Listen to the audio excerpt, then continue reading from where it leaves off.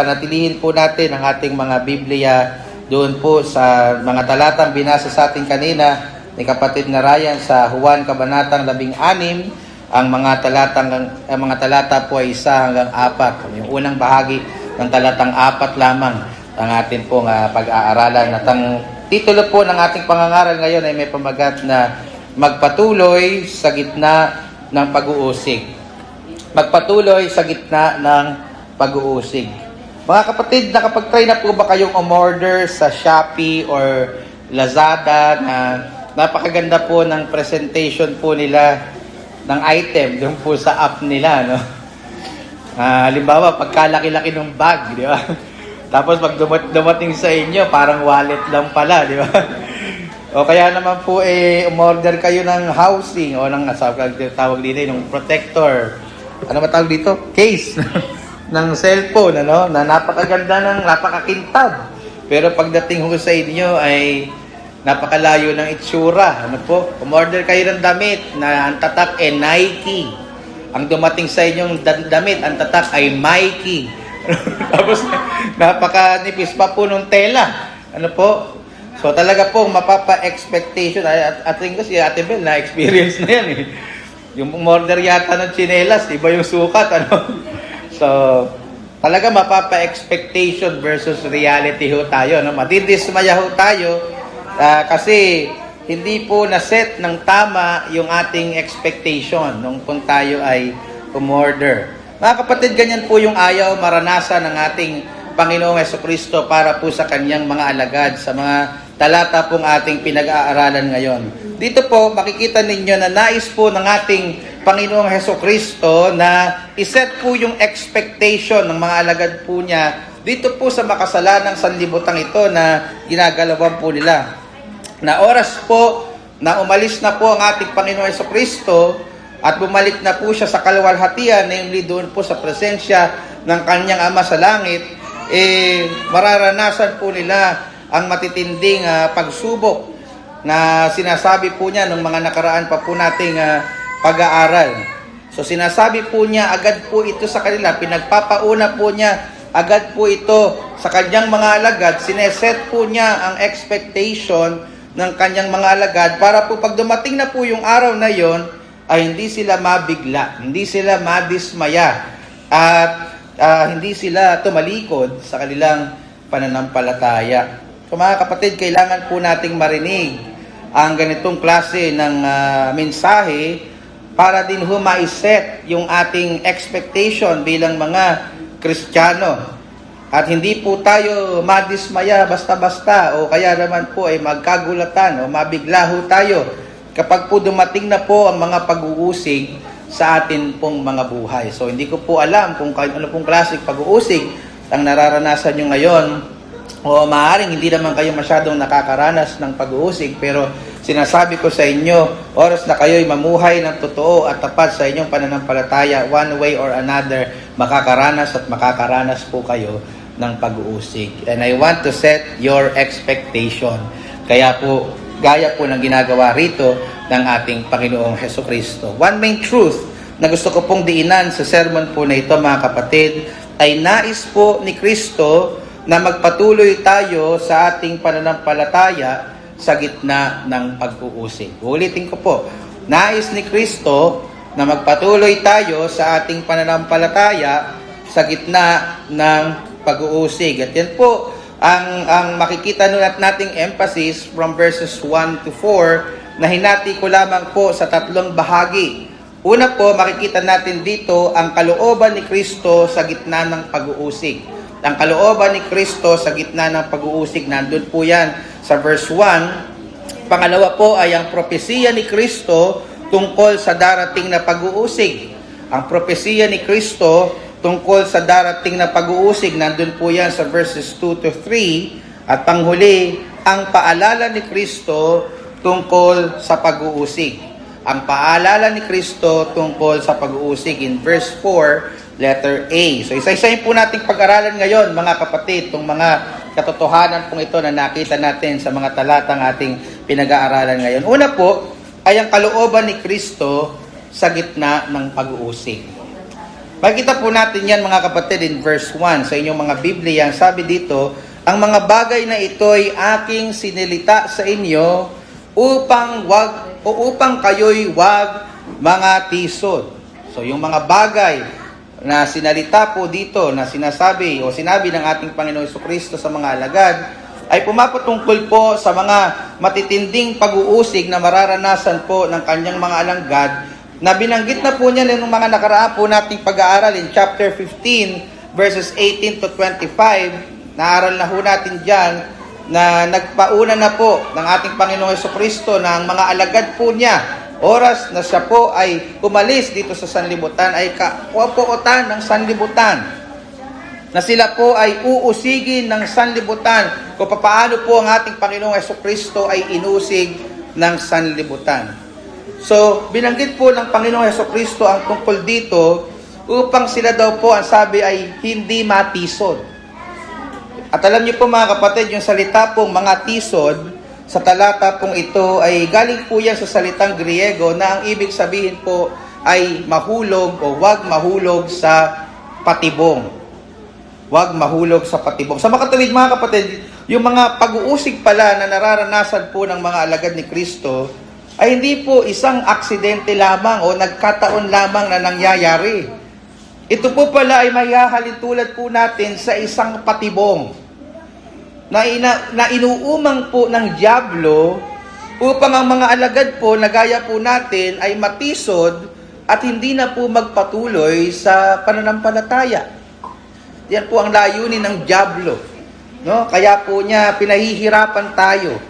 Kaya po siya gumagamit ng mga tao sa sanlibutan upang usigin tayo. Nais niyang madismaya ang ating mga puso upang hindi na po tayo magpatuloy sa pananampalataya. Yun po yung ibig sabihin ng mga tisod. Mahulog sa patibong ng dyablo. At alam po ng ating Panginoong Jesucristo ang maitim na balak po ng dyablo na yan. Kaya naman po hinahayag po niya dito ang tungkol po sa kanyang tungkol dito yung sinasabi niya sa kanyang mga alagad na upang hindi po sila magpatalo o magpadala sa mga pag-uusig na pinararanas sa kanila ng kaaway ng Diyos. At gayon din po mga kapatid ang ginagawa ng inyong lingkod sa mga oras na ito. Gusto nating isiwalat ang plano ng dyablo nang sa gayon ay malaman nyo kung bakit nyo nararanasan yan at hindi kayo magpadaig sa Kanya. Yung ganitong tapat na mensahe po mga kapatid at mga minamahal, bihira na po nating naririnig sa mga napakaraming nagpapakilalang simbahan po ngayon. Marami pong mga churches na nangangaral po ng tinatawag na prosperity gospel na nagsasabi na kapag po tayo'y naging tagasunod ng ating Panginoon Jesucristo, magiging maayos na daw po ang lahat sa ating buhay. Wala na daw po tayong mararanasang problema at tunay na po na magiging hayahay ang buhay po natin. Sabi nga po sa radyo. Kaya naman po maraming mga dumadalo sa ganitong klaseng mga simbahan na kapag po dumaan po sila sa matitinding pagsubok at pag-uusig, ay madali po silang bumabagsak. Bakit? Sapagkat hindi po na-set ng tama ang kanilang expectation ng mga mangangaral o pastor na palagi nilang naririnig. Hindi po ganyan ang klase ng pangangaral na ginagawa dito ng ating Panginoong Jesucristo. Hindi po niya binobola ang kanyang mga alagad. Sinasabi niya ang katotohanan. Nararanas po sila, daranas po tayo ng pag-uusig dito sa sanlibutan. At hindi po ganyan mga kapatid ang naririnig nyo sa maraming iglesia ngayon.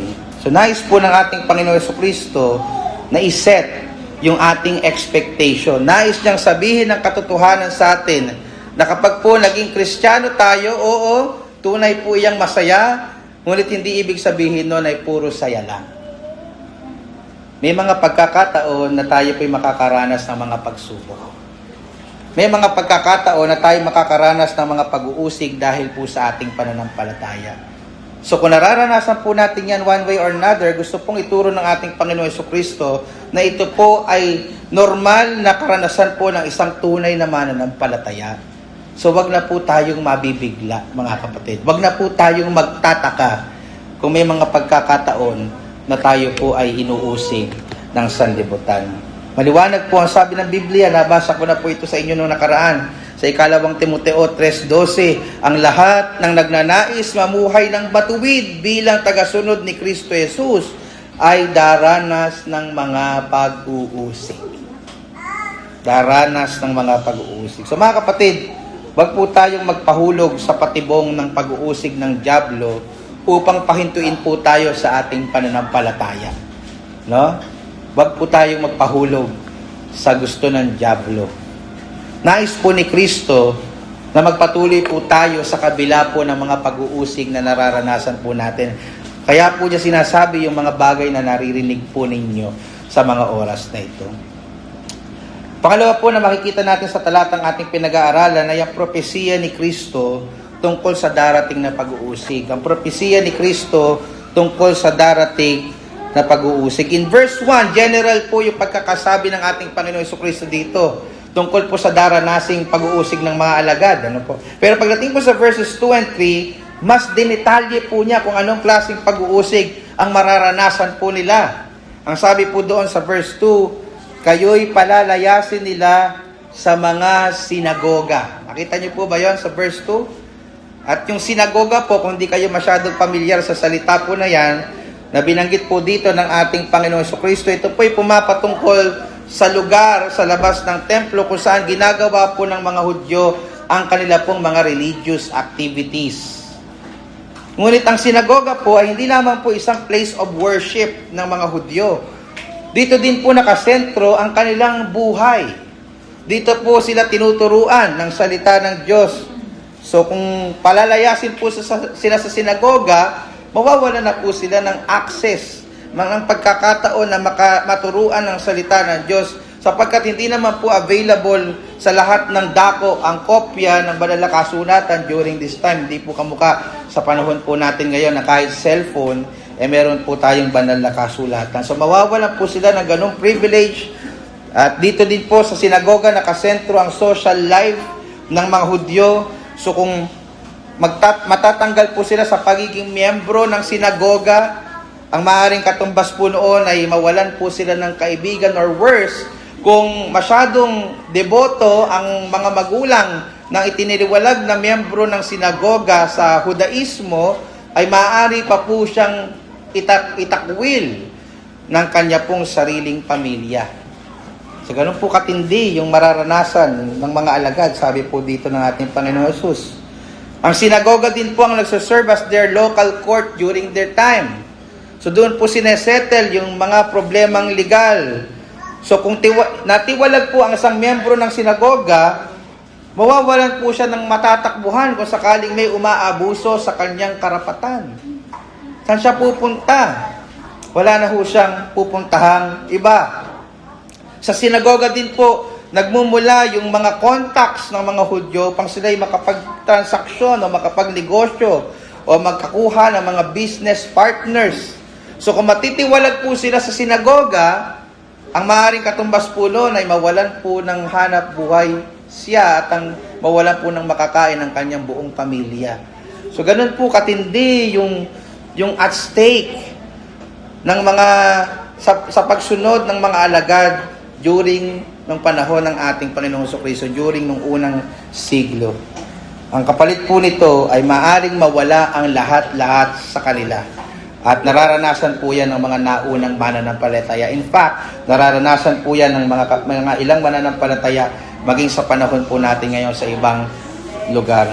So ang tanong po mga kapatid, kung sa atin po kaya mangyari yung mga bagay na binabanggit ko, maninindigan pa rin po kaya tayo sa ating pananampalataya? Marinindigan pa rin po kaya tayo, mga kapatid? Handa pa rin po ba tayong mawala ng mga kabarkada at kaibigan, wag lang mawala sa atin si Kristo? Handa po ba tayong mawalan ng trabaho dahil sa ating paninindigan sa ating pananampalataya? Handa po ba tayong mapagalitan ng ating mga magulang o asawa dahil lang sa gusto nating sumunod sa ating Panginoong Hesukristo? Malungkot po mga kapatid, pero marami pong nagpapakilalang Kristiyano ngayon ang napakabilis na pong tumiklop at mawala ng paninindigan dahil lang po sa mga simpleng pagsubok o pag-uusig. So dalangin ko po mga kapatid na yung ating church po, ang mga miyembro ng Logos Sovereign Grace Baptist Church ay mga Kristiyano na marunong manindigan at hindi basta-basta tumitiklop sa mga pag-uusig ng sanlibutan. So sabi pa po ng Panginoon in verse 2, sa pagpapatuloy, "O dumarating ang oras na ang sino mang pumatay sa inyo ay aakalaing naghahandog siya ng paglilingkod sa Diyos." Nakita niyo po yon? So yung praise po na dumarating ang oras ay kadalasan patungkol po sa aklat na ito sa oras ng kamatayan at muling pagkabuhay at pagluwalhati sa ating Panginoon Jesucristo. So every time binabanggit po dyan yung dumating na yung oras, yan po yung pumapatungkol sa death, resurrection, and glorification ng ating pong Panginoong Jesus. So pagdating daw po ng oras na yon, sinasabi po ng Panginoong Jesus na yung puot ng sanlibutan sa Kanya ay mababaling po sa Kanyang mga tagasunod sapagkat wala na po siya dito sa sanlibutan. At mararanasan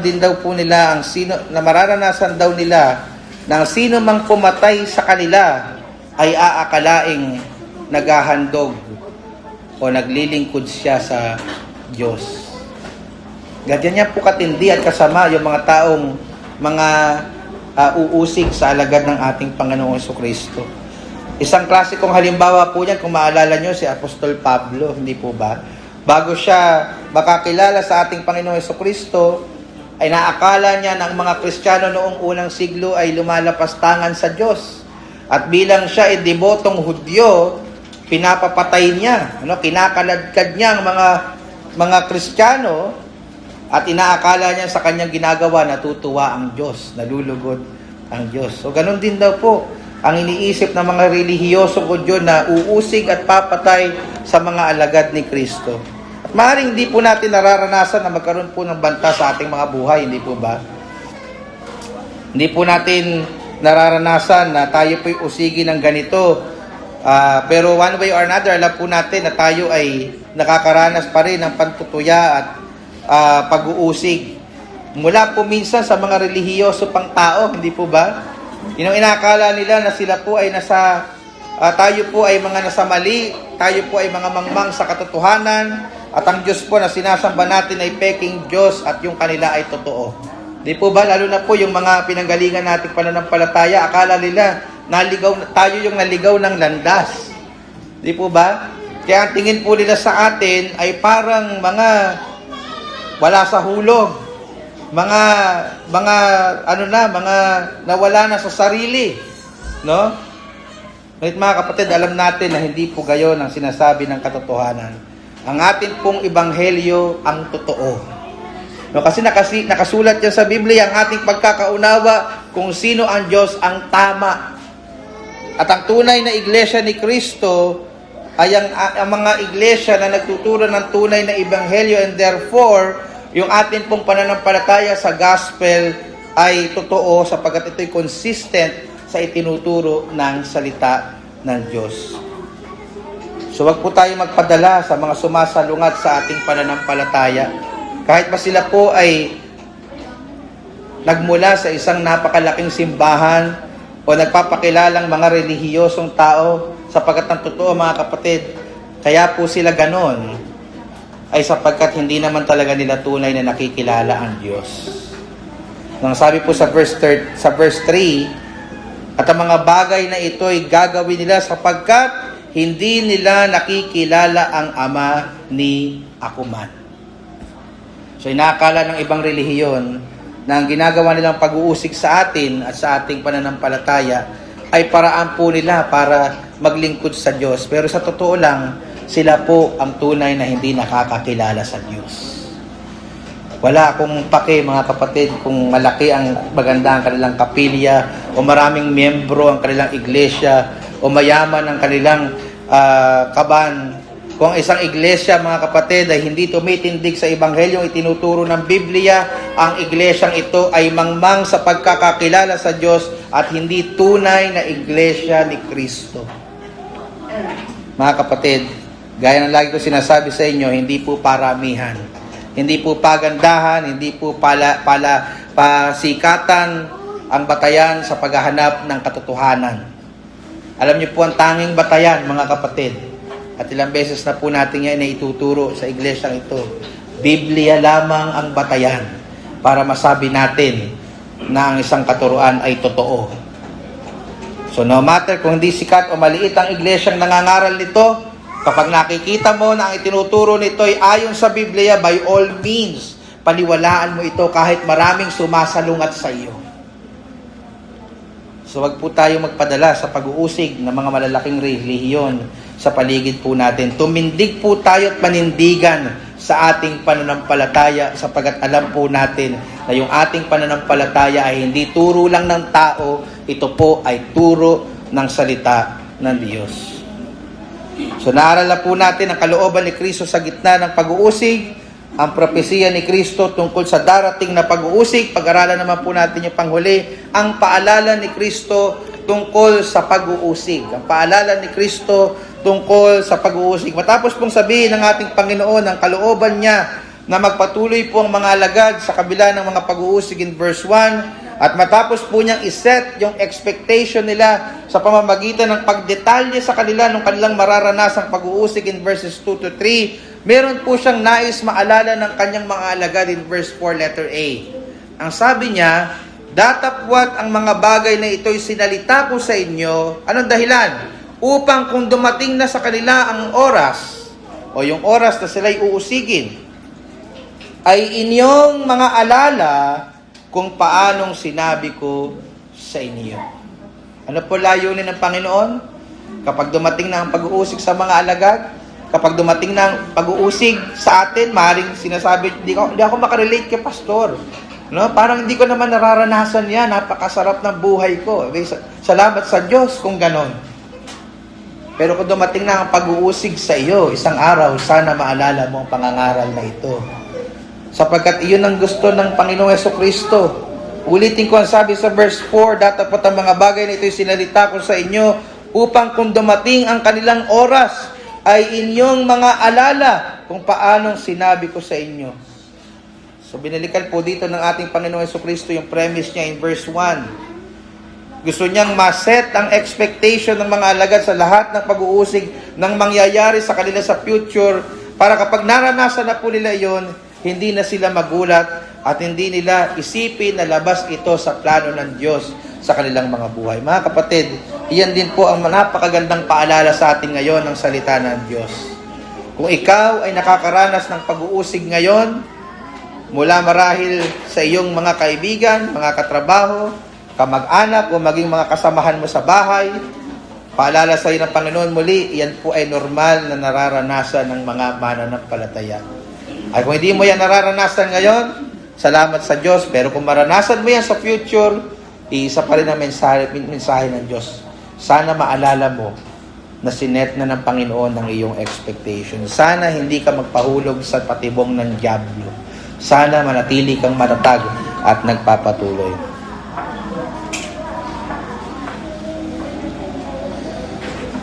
Kasi kung hindi ka nakakaranas ng pag-uusig ngayon, mga kapatid, sinasabi ko sa iyo, hintayin mo lang. Darating at dadating po yan. Kasi kung ikaw po'y namumuhay ng karapat dapat sa Ebanghelyo, ibig sabihin yung buhay mo, sinisikap mong maging consistent sa gospel. Kung talagang marunong kang matindigan sa iyong pananampalataya, kahit hindi mo kaharap si pastor, minsan kasi, di ba, parang si pastor yung pero sa totoo lang, hindi po dapat gayon. Dapat sa Diyos tayo nahihiya. Kahit wala si pastor, kahit wala tayong kaharap na miyembro, dapat nagsisikap pa rin tayong mamuhay ng consistent sa sinasabi ng salita ng Diyos. So kung gayon yung ating buhay, hindi tiyak matutuwa sa iyo ang sanlibutan. No? Uusigin at uusigin ka nila. At kapag po dumating na po ang oras na iyon, maalala po nawa ninyo yung mga tagubiling ito ng ating Panginoong Jesucristo. Mga kapatid, nais ni Kristo na magpatuloy tayo sa ating pananampalataya sa gitna ng pag-uusig. At ito po ang dahilan kung bakit sinet ng Panginoon ang expectation ng mga alagad in verses 1 to 4. Na siguradong makakaranas po sila ng pag-uusig at siguradong makakaranas din po tayo, one way or another, ng pag-uusig. Ngunit maliban po sa kasiguraduhan ng pag-uusig, gusto ko pong ipaalala sa inyo, no? Nalakasan po ninyo ang inyong loob sapagkat sigurado din ang pangako ng gospel sa atin. Ano po yun? Na kung paanong nakipag-isa tayo sa pagdurusa at kamatayan ni Kristo dito sa sanlibutan, tayo din po ay magiging kaisa niya kapag dumating na ang kalwalhatian sa piling ng Diyos. Sabi po sa 1 Peter 4:12-13, mga minamahal, huwag kayong mangagtaka tungkol sa mahigpit na pagsubok sa inyo na dumarating sa inyo upang kayo'y subukin. Nawaring ang nangyari sa inyo'y di karaniwang bagay, kundi kayo'y mga galak, sapagkat tayo'y mga karamay sa mga hirap ni Kristo, upang sa paghayag ng kanyang kalwalhatian naman ay mga galak kayo ng malabis na galak. Mga kapatid, magpatuloy po tayo sa gitna ng pag-uusig sapagkat pagkatapos po ng lahat ng ito, sabi ng Ebanghelyo, meron pong kalwalhatiang naghihintay sa atin. Meron pong kalwalhatiang naghihintay sa atin sa piling ni Kristo. At kung ikaw naman ay naririto at wala ka pang ganitong pag-asa, hinihikayat kita ngayon na sumampalataya kay Kristo. Sampalatayanan mo na sapat yung kanyang ginawa sa krus upang ikaw ay maligtas. Sampalatayanan mo na siya'y nabuhay muli at mararanasan mo yung kapatawaran sa iyong mga kasalanan at buhay na walang hanggan. Maraming mawawala sa iyo, oo. No? Uusigin ka, oo. Pero pagdating mo sa langit, masasabi mo sa sarili mo, it is worth it. It is worth it. No? Tama lang na isinakripisyo ko yung mga bagay na mahalaga sa akin. Sapagkat ang kapalit nito ay walang hanggang sa piling ng Diyos.